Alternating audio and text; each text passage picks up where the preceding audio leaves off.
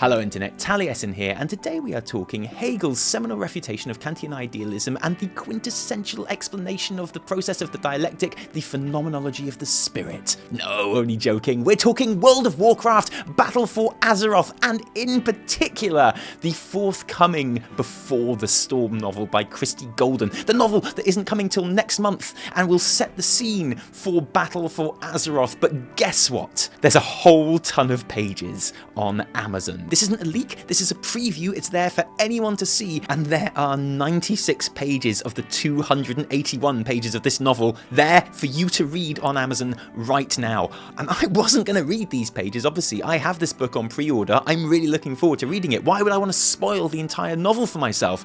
Well, I heard some things about what this novel is about and what happens in this novel, and I thought it would be actually kind of irresponsible for me not to talk about it and make some kind of video about it. Now, obviously, every single tiny little thing that we talk about here is a spoiler for Before the Storm. So I would recommend that if you haven't already heard about this on the forums or on Wowhead, that you stop this video right now and you wait until that splendid book comes through and you read it, and then come back to this video and we'll talk about it, me and you. And while you're at it, go and pre-order that book right now. And I wasn't going to make this video about it because let me give you a little bit of background on what we've been doing with the channel recently, as well as the weekly reset every week. We try and make essay videos as well on a subject that we want to talk about. We've been making an essay video now for the last 3 weeks about Sylvanas and the role of good and evil, and who is evil and what even is evil in this Battle for Azeroth faction v faction story.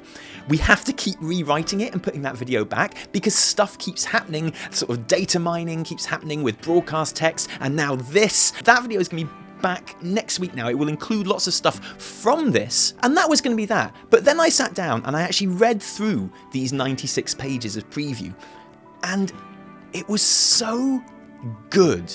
Not just the fact that there was all this crazy stuff happening, all this revelatory information, but also because it was just so exciting and so well done. Those 96 pages are the best 96 pages of Warcraft novel that I have ever read. And I was just really inspired to come on and do a Taliesin talks about these pages in the same way that we would do a reaction to a new cinematic on this channel. As you know, I don't do like reactions to cinematics. I watch them a few times, and then we go through them and we talk about what's brought up in them. And I think there's validity in doing it for these pages. You may well have read through the summary on Wowhead about what happens in these pages, but of course I've actually read through those 96 pages, so you don't have to. Because one of the reasons we got so many tweets asking us to make a video about it straight away is because it features a character that we championed in a video a 1.5 years ago.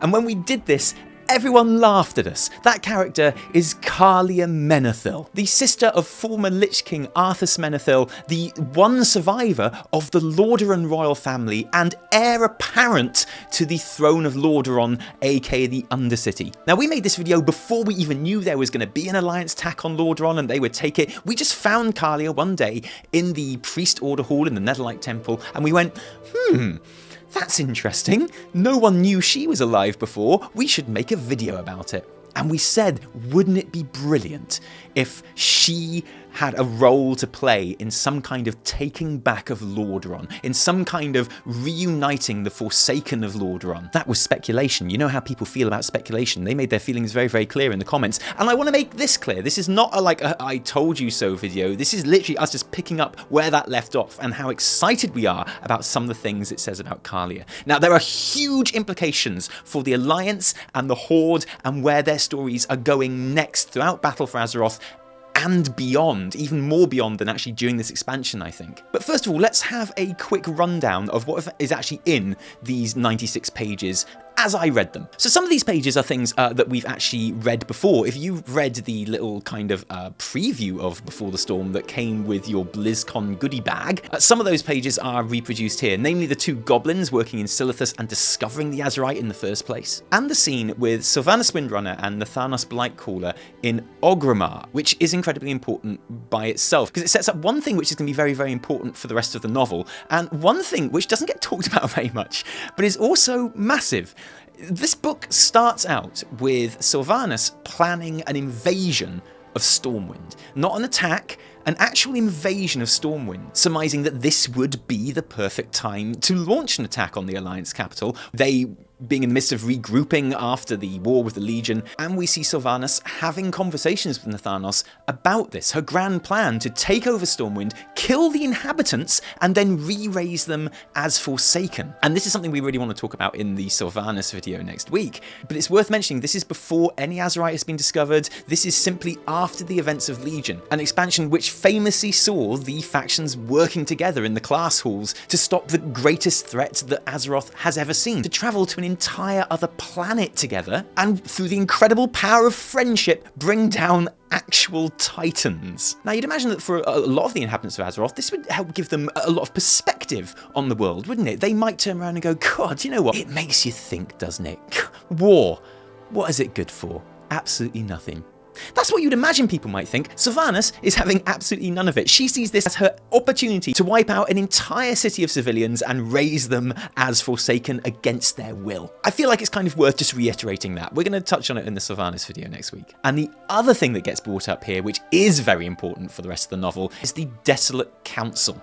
Now, with Sylvanas away from the Undercity so much, having to be in Orgrimmar for the war, and now for the aftermath of the war, it's kind of up to Nathanos to pop back every now and then and just making sure the place is running itself okay. This is, after all, the longest time that Sylvanas has ever really been away from Undercity since she became the leader there. And we learn about the Desolate Council. It is kind of like a splinter group of Forsaken who are of the thinking that, you know, being Forsaken and being essentially immortal, even though your bodies are rotting and bits have to be replaced all the time, is all very well and good. But wouldn't it be nice to maybe have the option to die if you wanted to? That's the basic thinking behind the Desolate Council. We're going to get more into them later as they become more important in the story, obviously, but just that's the other thing we learn about in that chapter. Next up, we get some really nice chapters which recreate the Legion epilogue cinematics, those of Anduin addressing the people of Stormwind at his father's memorial, the memorial for all of the fallen in the war against the Legion, and the feast of the Horde leaders in Orgrimmar as well. And it's really interesting to see scenes that we've already experienced through cutscenes in-game reproduced in the novels. There's often a lot of talk about how convoluted the story in World of Warcraft is, how inconsistent it is in terms of what's actually shown in-game. The idea that massive leaps happen in the novels, between expansions, and it's stuff that you never get to actually see. And here's an example of that working really, really well the other way. We've already seen these scenes portrayed in-game, and now we're getting them recreated in a novel in real time. They're not flashbacks or anything like that. We're just a little sprinkling of what novels can do on top, just a little more nuance and subtlety. So one of the most interesting parts of these chapters is when Spymaster Shaw comes along with the Azerite and hands it to Anduin. It describes Shaw taking the Azerite out of his pocket, wrapped in a handkerchief, and Anduin taking off his glove to have it placed in his hand. And when it is placed in his hand, you remember in the cinematic, his face being all like, oh my goodness. Before the Storm goes into that in a lot more detail, as the Azerite is placed into his hand, the feelings of power almost overwhelm him. It makes him feel strong. It inspires him. He thinks to himself, how many people could be cured with this power? How many people could be helped? But then he thinks, how many people could be killed? And that feeling of power recedes away from him. He kind of rejects it in a way. If the Azerite is like, my precious, then Anduin is kind of like Samwise. He feels the power and he goes, how dangerous is this? And that's when he gives it back to Shaw. Sylvanas, on the other hand, doesn't have quite the same reaction. The chapter on the Sylvanas epilogue is really, really cool. It describes like the whole thing that happened before this banquet in Orgrimmar. It describes troll shamans doing an amazing presentation and the Tauren recreating battles from the war against the Legion for their entertainment. Best of all, it describes the Horde Pandaren just dancing for the entertainment of the Horde leaders, which I really, really like for some reason. And then, of course, we get to the part that we've seen in the epilogue cinematic where Gallywix is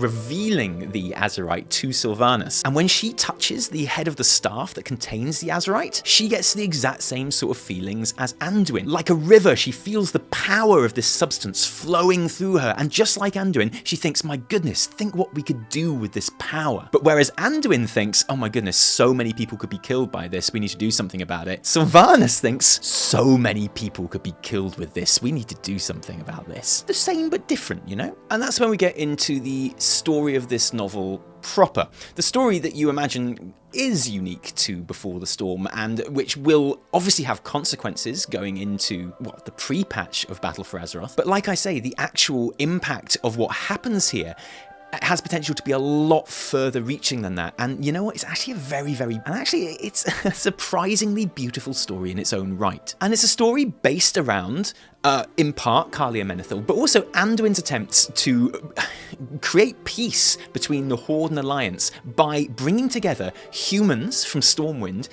with their old family members who are now forsaken in the Undercity in Lordaaeron. A plan that Sylvanas begrudgingly goes along with for her own reasons, and which so very nearly works in the short term and may yet work in the long term. And it's just really beautifully done. So we'll go through the stages. But next up, Anduin shows the Piece of Azerite to the leaders of the Alliance, including to Velen. The only reason I bring this scene up is it's really interesting because when Velen sees the Piece of Azerite, he's taken aback because at first he says he thinks it's a piece of the Naru. It's got that kind of feel about it, that kind of power emanating from it. But Anduin's immediate plan at the moment is to tour these cities of the Alliance and just show them how thankful they are for their help against the Legion. He uses the example how when all of the nations of the Alliance came together to fight the Lich King, after that, they all went back home to their neglected farms, and how he felt that the way the Alliance kind of forgot about them or neglected them contributed to the rise of the Cult of the Twilight. And he's determined for that not to happen again. So his first stop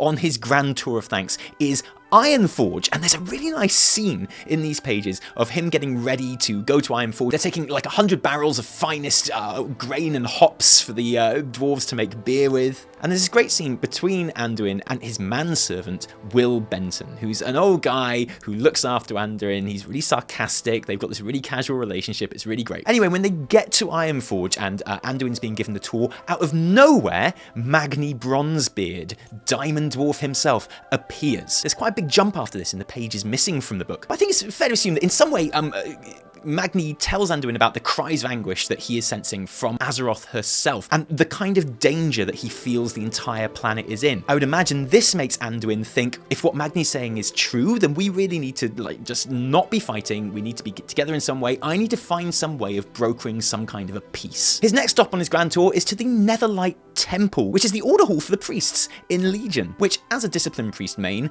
is pretty cool. It describes him going in there and being amazed at seeing Horde and Alliance just hanging out and working together and chilling together. He meets Alonsus Fail. I often say Fail. I do in the original Calia video, and lots of comments there said I was completely wrong and it was Alonsus Fail. I guess I'm going to go with Fail. I'm going to go with Fail this time, because that means between the two videos, I've definitely been right once. And Alonsus Fail kind of introduces himself as being pretty much the leader of the Netherlight Temple, which is a bit embarrassing, really, because as we all know, I am the leader of the Netherlight Temple, but apparently my character Mavamri couldn't make it into this novel, so Alonsus Fail it is. I'm keeping my eye on you, Alonsus. And I dare say, being in the Netherlight Temple, seeing the Horde and Alliance working together for the common good with an actual Naru there as well, seeing humans and Forsaken and elves and dwarves and gnomes all hanging out in the same place, laughing with each other and creating that titan-killing power of friendship. I'd imagine this undoubtedly inspires Anduin on his plan to reconcile the Forsaken and the humans. They are, after all, the same race. Alonsus Fail proves to Anduin that the Forsaken are capable of rational thought and emotions and humour and an immense capacity for good. Convinces Anduin of that anyway. We all knew that in the first place, didn't we? And of course, it's here that he meets Calia Menethil. Now, for all of her protestations in-game that she is just Calia now, she's not just Calia, is she? She is the heir apparent to Lordaaeron. Of course, Anduin recognises her as such. This is a really, really important woman. Calia Menethil, by the way, is having nightmares. She's incredibly troubled. And we have a scene where she wakes up in the Netherlight Temple. There are apparently barracks and places for people to stay and sleep in the Netherlight Temple.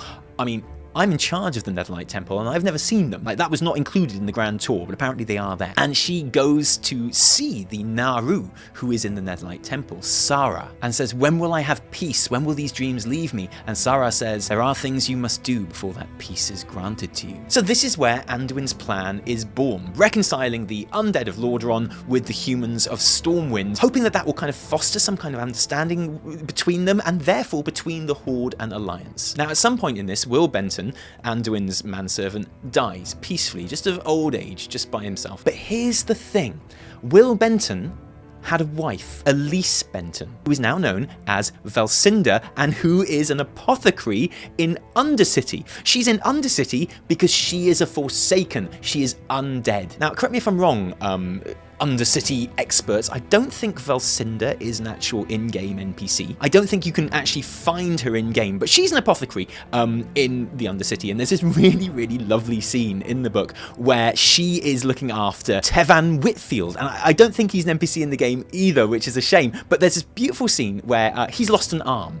He's a Forsaken as well, obviously, and he's lost an arm in like a blacksmithing accident, and she has a new arm. They keep like supplies of body parts around the place because they are Forsaken. After all, their bodies are often rotting and falling apart, and they have to, like death becomes her, I guess, they have to keep replacing bits of themselves. And this is really funny, lovely human scene where he's in there and she is sewing this new arm onto him, and it's an artist's arm, she thinks, because it hasn't got any calluses and it's very soft, and he's a bit disappointed because it's nowhere near as strong as his previous arm, and of course it won't grow any muscle. He can't make it stronger. And this scene is there to show you the moment where Valcinda, through talking to him, he starts saying, you know, I used to think that those Forsaken who chose to return to death and didn't take Sylvanas' gift of undeath were idiots, were fools. But now I'm essentially immortal, but I'm not really. All my, you know,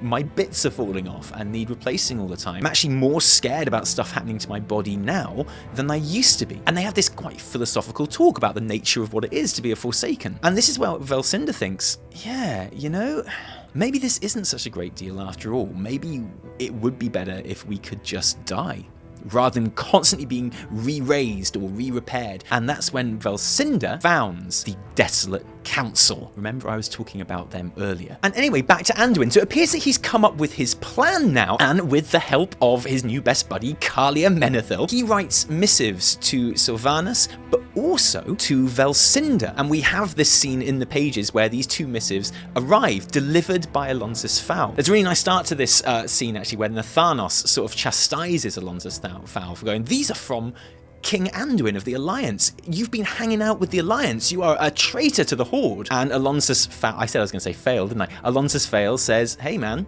I'm not in the Horde, I'm just a priest. I serve the light, which I think is really important. There are still higher purposes than the Horde or Alliance, and the light is one of those things. So he delivers this letter to Valcinda, which is from Anduin himself, written in his own hand, which tells Valcinda about Will's death. It's like, I'm really sorry about this, he was amazing, he just wanted you to know that he never stopped loving you, blah blah, all that great stuff. And the other missive to Sylvanas is presumably to tell her of his plan and say, hey, how about this? Look, Azeroth is in trouble. We need to find a way to, if not live in peace, at least not be at war. What do you say we let some alive people meet up with their dead people just once to see how it goes? What do you say? And it would seem that Sylvanas has agreed to that and has said, once. We can do it once. And I can promise you that no humans will be killed. Seems to be the rough basics of that. So with the plan now in motion, Anduin and Calia Menethil go about gathering who they know have Forsaken family members still living in the Undercity. And this is really cool because this is where we do start to meet some NPCs from the game. So first of all, we see Anduin going to the Lion's Pride Inn in Goldshire and having a meeting with Frederick, the innkeeper. They sit down, they share a bottle of fine vintage, and Anduin says, look, this isn't an order, this is an invitation. We know that you have a brother in the Forsaken who you lost when the plague hit Lordaaeron. How would you feel if you got a chance to meet him?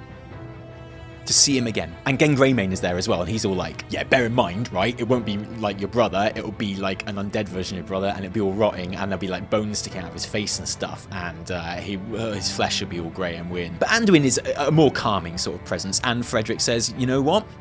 Yeah, I will do that for you, my king. So Frederick Farley, the innkeeper, is willing to turn his back on all of the naked dancing night elves and filleting gnomes his establishment is usually home to, and go and meet his estranged brother, who is now a Forsaken. So now Anduin and Calia and Greymane, they have quite a large collection of humans who have family members in the Forsaken, which they are going to meet in the open fields between Lordaaeron, the Undercity, and Stromgarde, which we all know will become very important as the staging ground of the first war front come Battle for Azeroth. And bear in mind, this is pretty much the climax of the novel that I'm explaining to you now. So if all this has sounded really good to you so far, and you're like, wow, this is actually really interesting, I can't wait to read that book, and you don't want the ending spoiled, I'm gonna tell you what happens right now, so bear that in mind. Okay, so in those fields, with Sylvanas up on the battlements of Lordaaeron with Nathanos and her Dark Rangers on one side,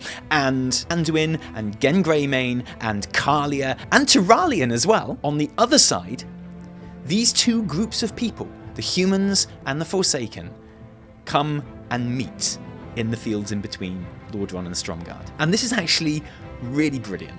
So plenty of the humans and the Forsaken that meet realise that they shouldn't have. They see a family member, brother or a sister or a child or a husband or a wife, and they realise they just don't have anything in common anymore. The human can't see past the rotting facade of the Forsaken. And very sadly, very amicably, we see a couple of those couples turning and walking away from each other. But there's also plenty of humans and Forsaken that do rekindle that connection. And these are my favourites of the pages that I read. I think they've done a really, really good job with these. Parqual, a Forsaken guy, and his daughter, Philia, meet up in the centre of the field. And Parqual hasn't seen Philia since she was a little girl. And now here she is, a woman, standing in front of him. And she wants to hug him. She wants to just give him this big bear hug, and he says, you can't, because I'm frail, I'm dead, my bits will fall off, if you squeeze me I'll literally collapse, it's like I'm made of paper. And she says, well, if I do it very softly, can I hold your hand? And he says yes, and she just very lightly touches his hand, and you have this reunion of father and daughter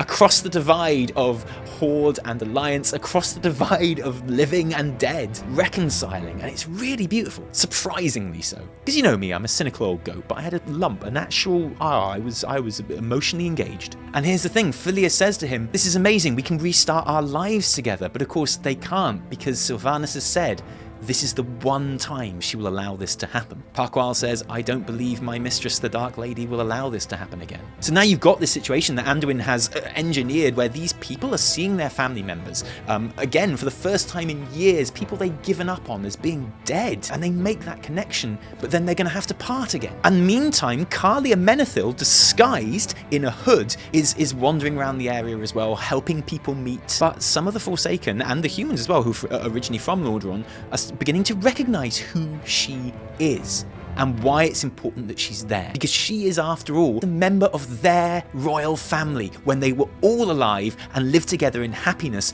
in Lordaaeron. And Velcinder is there as well, who, by the way, now insists on being called Elise again, her original name, with her wedding ring from when she married Will Benton around her neck on a chain. It won't stay on her finger anymore because she's dead. Her finger is too thin and bony, it keeps slipping off. And the idea is she wants to give this wedding ring to someone to take back and bury with Will. And Calia finds herself standing next to Elise and talking as the events start to go down. So you've got these family members meeting again, and they know that any minute now they're going to have to part again, but they don't want to because they haven't seen each other for so long. So Parqual and Phil, they decide to make a run for it, to go and seek refuge behind the Alliance lines in Stromgarde, and they start walking towards the Alliance encampment, away from the Undercity. Some of the other families meeting realise what's going on and decide that they're going to do it as well. But Sylvanas from the battlements sees this, and she sees Forsaken and humans side by side walking towards the Alliance lines, and she thinks they're defecting. And she says, Nathanos, what do you think about this? And Nathanos looks through a telescope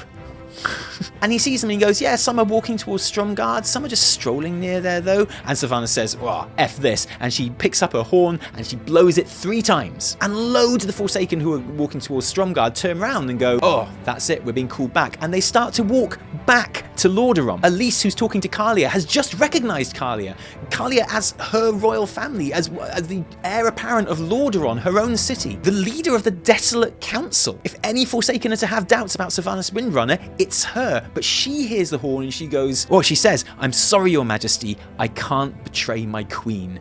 Not even for you." And she turns and she starts walking back to Lordaaeron. But the handful of Forsaken that have decided they do want to stay with their families break into a run towards the Alliance and Stromgarde. With Calia now encouraging them, she throws back her hood and she sees the danger these people are in, and she encourages them, if you're gonna run, run, but do it now. At this, Sylvanas thinks, well, double F this, and she releases her Dark Rangers on the Fell Bats. They swoop in and they start to kill people. Except, and this is where it gets really messed up, Sylvanas had made the promise, we will not kill any humans. So the only people that she does kill are Forsaken, her own people. And here's the thing, she kills all of them. The Dark Riders, they swoop in amongst the Forsaken, even the ones that are on their way back to Lordaaeron when they heard the horn, and they kill every single one of them. So families that have just been reunited just this one time, who have just met each other after years and years and years, they watch their Forsaken family member die for good with black arrows through their necks and their heads and their bodies, and they collapse into the mud, knowing that they will not be re-raised by Sylvanas again. And Nathanos looks around at Sylvanas and says, "What are you doing?" He's really panicking. He's saying, "Look, loads of them are coming back." And Sylvanas says, "I cannot allow that sentiment, that hope, to grow. It is an infection ready to spread. I have to cut it out." Sylvanas will not tolerate anything below absolute 100% obedience. Every single one of them dies. And then she sees Calia Menethil out in the field, recognizes who she is, and says, "I'm going to deal with this one myself." Jumps on a Fellbat, she swoops down, she kills Calia Menethil. These fields now filled with undead Forsaken, and these aren't Forsaken soldiers, don't forget. These aren't the army, these are the people that lived in the Undercity as civilians. These are the blacksmiths and the apothecaries and just the normal family members trying to get on with their everyday lives. This isn't Sylvanas killing her own forces, this is killing her own civilians. So this is like quite a dramatic event that happens here, but now we get to the bit that has potential far-reaching consequences for the Horde and Alliance as we know them, because Calia Menethil's body is then retrieved from the battleground by Anduin and taken back to the Netherlight Temple to have the proper funeral rites applied to her. But when they get there, Sarah, the Naru, says, "Hey, you and Velen, bring that body over here." And they take the body of Calia Menethil, they place it in front of the Naru, and with Anduin holding one hand and Velen holding the other, these two incredibly powerful priests, don't forget, Sarah, the Naru, this being of light, raises Calia Menethil from the dead. Not using necromancy, not using death magic, using the light. Calia wakes up. She's not surprised or scared. Her body hasn't even had time to decompose any yet, so presumably she looks quite normal, if, you know, just devoid of sort of colour and life. And she would appear to be the world's first Lightforged Forsaken. She is now undead. And this is really, really, really important. For one, who knew the light could raise the dead? For two, that means Lightbound Forsaken could be a thing. We'll get to all this. And three, this puts Calia in a very interesting situation, because she is still the heir apparent to Lordaaeron and therefore the Undercity. But whereas before she was a living being and all the people still living in Lordaaeron were Forsaken and undead, now she's Forsaken as well. She is both Forsaken, undead, but also a being of the light. She's like this unique entity that may well place her in the perfect position to become the new leader of Lordaaeron or the Undercity, if something were, I don't know, during the course of the next expansion to happen to Sylvanas. All I'm saying is if something were to happen to her, there is a ready-made replacement who would presumably be accepted by the vast majority of the residents of the Undercity there in Calia Menethil. We are going to come back to this in just a moment because it's kind of the main point of the video. But just to finish off, after that we have an epilogue where the Alliance return to Stromgarde specifically to bury the Forsaken that fell there. Sylvanas leaves them out there to rot. She's not going to raise them again. They are dead forever, just like they wanted, as she says. It's up to the Alliance to go there with the family members, because of course no humans were killed specifically, and they bury their dead in those fields where they fell between Lordaaeron and Stromgarde. I think it'd be really, really cool if we saw some representation of that in-game after the battle for Lordaaeron in the pre-patch, because you know how much I love that sort of thing. And then the epilogue finishes with a really lovely scene between Gen and Anduin. And it's when Gen approaches Anduin after all of this happens. And Anduin is racked by guilt. He sees it all as his fault. He thought, I put these people into this situation. The deaths of those Forsaken who just wanted to be with their families again, their deaths are on me. And the anguish and the pain that their families feel, having watched their family members die again, for reals this time, that's all on me. And Gen approaches him, and Anduin is expecting Gen to sort of say, I told you so. As you can imagine, throughout this entire book, Gen's distrust of Sylvanas and the Forsaken has been at the fore. He's been like, what are you thinking? Oh, you shouldn't be doing this. But Anduin is wrong, because Gen is, as we all know, a very good boy. And he says this: I saw a Stormwind guard head out onto the field. He spoke with a Forsaken woman, his wife or sister perhaps, but finally he shook his head and he walked away from her, back to the keep. The Forsaken lowered her head and stood for a moment, just stood there, and then very slowly she walked back to Thoradin's wall. There was no violence, no anger or hate. Not even hard words, it seemed. And while those happy reunions were remarkable, extraordinary, it struck me that this was even more important. Because if humans and Forsaken could meet with so much emotion involved and disagree, dislike, or even be repelled by one another and simply walk away, all I'd seen from the Forsaken was treachery, deceit, and a hunger to end life. I saw ghastly, shambling monstrosities descend upon living beings with no desire other than to snuff out the light of life. I'd never seen what I saw that day. I never thought I could. I still think that what was done to the Forsaken against their will was horrifying, but it's clear to me now that some of them haven't been broken by it. Some of them are still the people they once were. So I was wrong, and I apologise. And then there's an especially beautiful bit just at the bottom of that page. Now Anduin did turn to Greymane, looking him full in the eye. Answer me this. Would it have been enough for you, Gen, to see your son one more time and pay for that one encounter with your life? Yes, he said at last. Yes, it would have. And that's just great. So before we get on to talking about what this means, I just want to say bravo, because I'm not joking. And granted, I've read a fraction of the book, 96 pages, but that's still quite a lot of pages for a morning's reading, just saying. And I have to say that this one, as a novel, by itself, but also as an extension of action that is happening in the game, I genuinely think is the best one I've read. It's got the best cover as well, so I really should have known that it was going to be a good book too, because that is how you judge books after all. But genuinely, I think the story that they're telling here is not just really ambitious, but also incredibly human. And those connections, those moments of connection between the Forsaken and the humans in it are genuinely well written. I certainly haven't done them justice explaining them to you now, but I highly recommend that you pick this book up. As someone who reads the Warcraft novels because they're Warcraft novels, but doesn't really always enjoy them on a kind of a literary level, from what I've read of this, it works much more as a book than any of the other ones I've come across. Even War Crimes, which I thought was actually quite good. And I'm looking forward to reading all of this again as one glorious whole. So it works, it's brilliant. Well done, Christy Golden. I think it's a fantastic work. My hat goes off to you.